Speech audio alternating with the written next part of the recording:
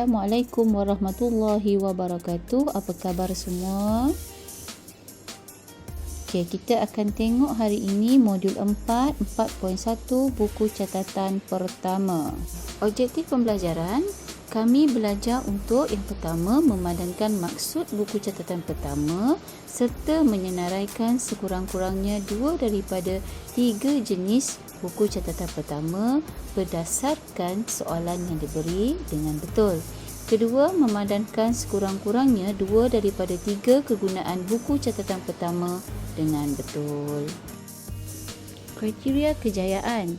Kami dapat menjawab maksud buku catatan pertama dengan betul.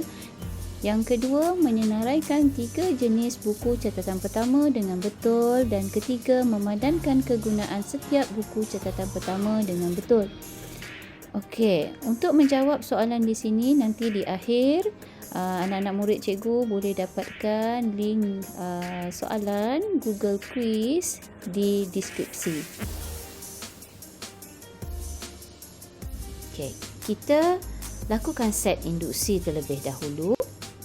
Okey, kita imbas semula aliran dokumen bagi urus niaga kredit.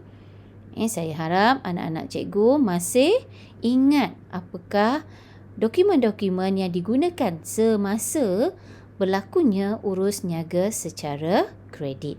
Okey, kita lihat di sini antara pembeli dan pembekal. Okey, kita anggap diri kita sebagai pembeli. Okey, pembekal akan menghantar invoice kepada kita atas barang yang kita beli secara kredit. So, kita akan menerima invoice. Apabila berlaku kerosakan, kita akan kembalikan barang tersebut kepada pembekal, manakala pembekal akan mengeluarkan nota kredit. Okey, so di sini ada 2 fungsi bagi kedua-dua dokumen ini, satu nota debit dan satu nota kredit. Cikgu harap anak-anak murid cikgu masih ingat lagi fungsi kedua-dua dokumen ini. Okey, kita membayar tunai kepada pembekal ataupun kita menggunakan cek. Jika kita membayar menggunakan cek, maka dokumen sokongan yang kita simpan sebagai bukti adalah keratan cek. Kita juga boleh buat pindahan wang. Itu adalah medium pembayaran.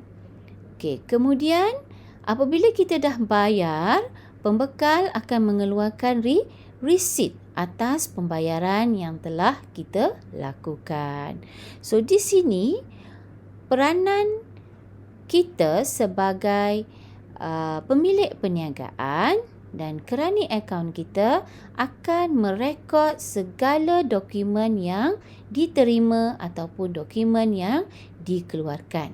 So inilah berlakunya buku catatan pertama, proses pertama apabila berlakunya urus niaga.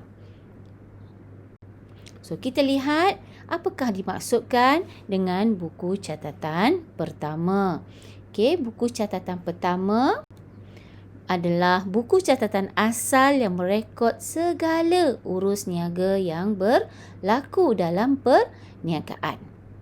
Sama seperti buku diary. Itu buku catatan.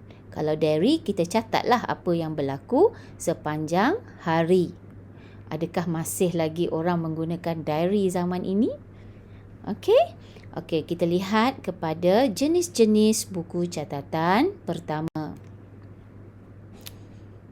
Okey, cikgu akan perkenalkan buku catatan pertama ada 3 jenis. Yang pertama adalah jurnal.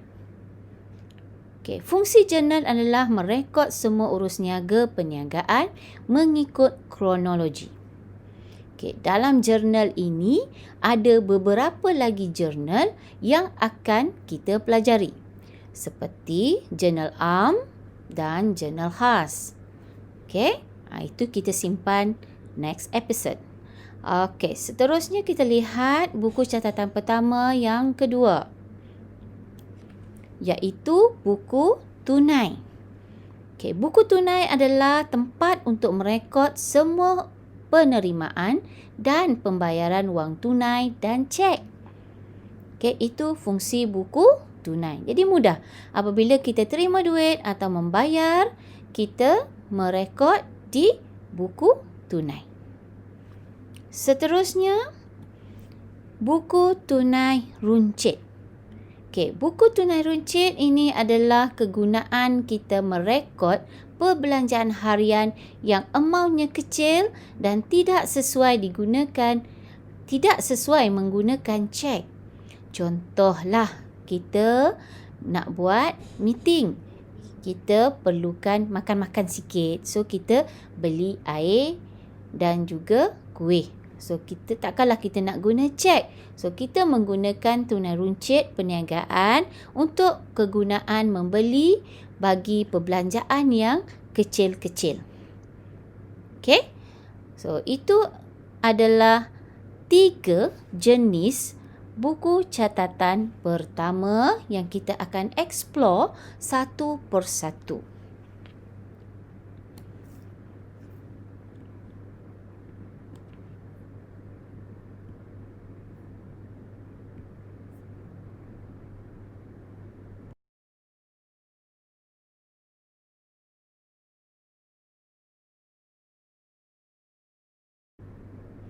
Okey, seterusnya kita lihat kegunaan buku catatan pertama.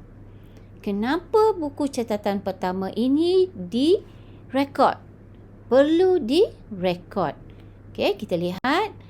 Pertama, meminimumkan kesilapan dan ketinggalan catatan urus niaga. Okey, maksudnya kita akan rekod setiap hari terhadap urus niaga yang berlaku setiap hari. So, kita akan rekod first. Okey, dan mengurangkan kesilapan dan ketinggalan catatan. Yang kedua, okey, buku catatan pertama ini direkod mengikut jenis dan personal yang akan merekod akan diagihkan. Contoh, buku tunai direkod oleh pekerja A. Kemudian jurnal khas direkod oleh pekerja B. Ini merupakan salah satu alat kawalan dalam sistem merekod. So, ada 2 kegunaan buku catatan pertama dan kita akan lihat seterusnya sebagai penutup kuis. Dan kuis ini akan disertakan di dalam deskripsi cikgu nanti. So, bolehlah anak-anak murid cikgu klik pautan tersebut dan menjawab soalan. Okey, itu saja. Assalamualaikum warahmatullahi wabarakatuh.